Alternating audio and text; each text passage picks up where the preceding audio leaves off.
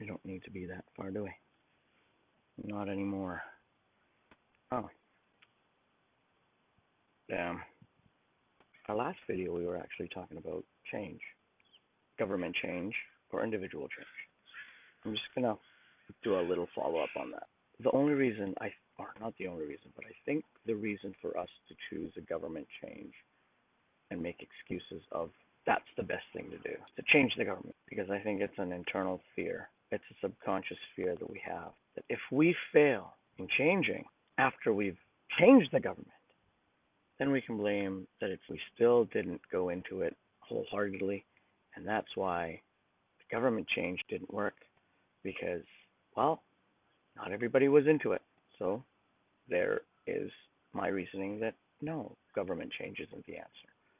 The answer, we need to become more disciplined. If we become a disciplined nation, then we learn to follow the laws. The laws are laws, right? Basic. I did do a solar test, actually, to get over my. It was one of those things that I was very fearful of doing. Was I did a solar training, solar panel training this past week. Um, I had really big fears going and getting into that class because one, the expense of it, and second is what if I fail? Then I just threw away money that I could have actually helped people with. But luckily, I actually learned something from it. It improved my skill set. And hey, you know what? I came up with the time lapse video on when we put when we did the physical training or the hands-on training. So let's go to that, and then we'll come back and talk about my inspiration for starting this blog because I think it's very important that you understand why I started this blog. Okay?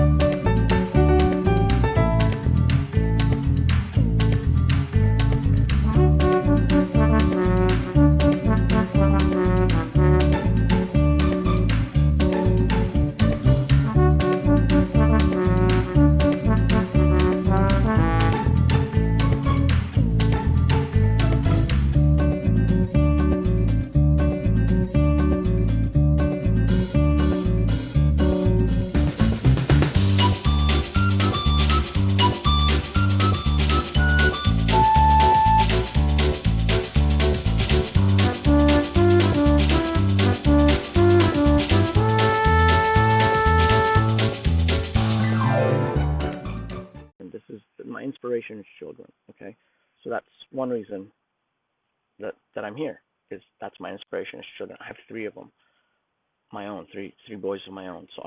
So children are a very big part of my inspiration because I always compare what they have to what these kids that I see don't have, and I'm so inspired with their drive, and I always try to instill that to my boys that look, this is your life, look at their life.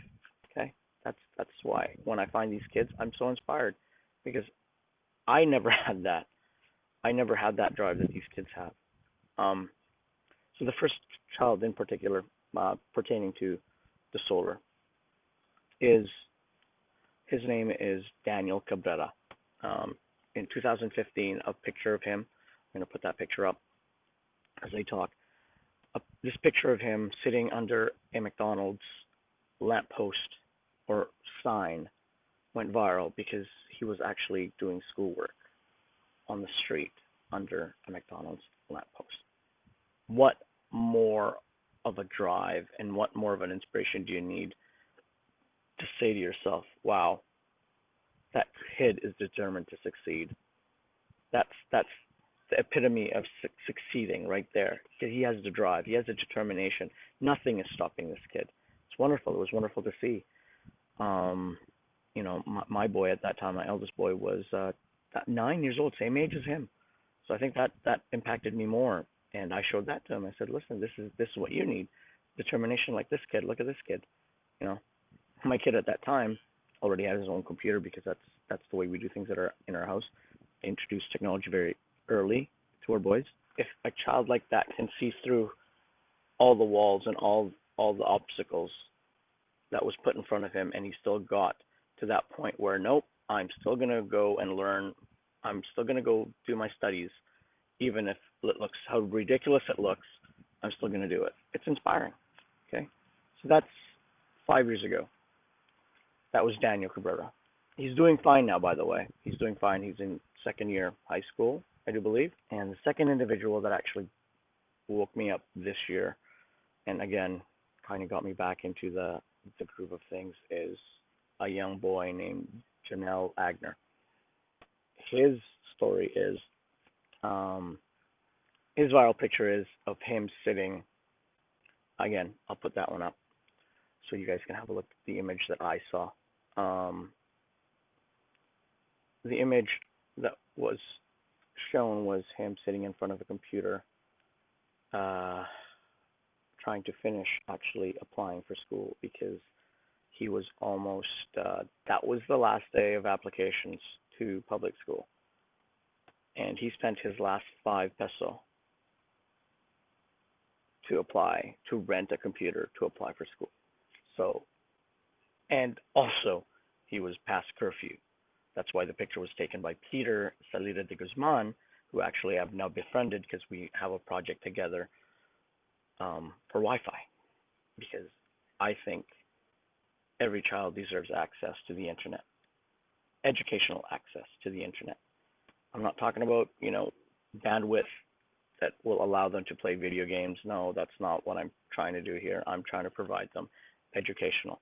So minimal 1 megabyte of bandwidth, and that will give him access, give children access to the internet, so they can be informed, so they can have access to information, education, because I think it's important that we have to do that, especially now because, back in our day, it was encyclopedias. If you had an encyclopedia in your home, you had stature. You guys were, at least that's the way I looked at it, and I think that's how a lot of people looked at it, because the way people looked at encyclopedias, that was the world knowledge sitting on your shelf. I mean, that's like only 15 years ago. If we can give every child access to the internet, if we can give every child the opportunity to have determination, to support that determination of learning, of educating themselves, so that they can prove, they can get past where they are, which is being poor, then it's a wonderful thing we're doing. And that's what we just have to do. Bring technology to people's homes so that they can improve themselves, have them more productive, have them be able to learn, because we have to keep the kids par. We have to make sure that the field of learning is level, because if one child gets more access to information, guess what? This child down here, he's going to stay poor because he doesn't have the same access to that information. But if he has the same access to that information, that level playing field may allow him to get over that hump. The next video will be about this guy. It's actually a light bulb, kind of a light bulb powered by a battery, rechargeable. So what I'm trying to do is trying to put the kits together that's affordable enough that we can get these out to the rural poor or the rural urban. I don't know if that's really necessary in the urban areas, but I know rural poor needs these things, because I want to have, if I can, put these in the hands of kids so they don't have to carry kerosene lamps around or candles around in their home. You guys know what it's like in the countryside. Every single rural home is basically built of wood, of kawayan, right? Of bamboo. So that's the last thing we need is kerosene. We need these things in the kids' hands. And you know what? These last 6 hours, I applaud any kid who will study for 6 hours. So, I think it's more than enough for a child. But again, it's for mom and dad too, if they need to go out.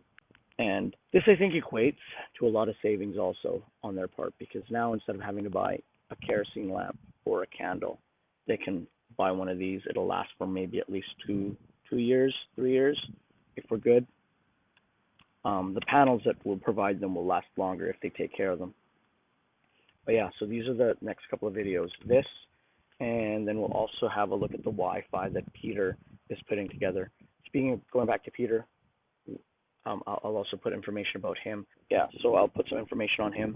guys, there's so many inspirational people out there, Filipinos out there that are trying to do their part. If you find them, support them. Um, it'd be great if you guys could point them out to me too, because these are the type of people I want to be connected with. Help me help some communities, expose me to some other problems maybe I don't see, because we can't change the world, but we can change parts of it.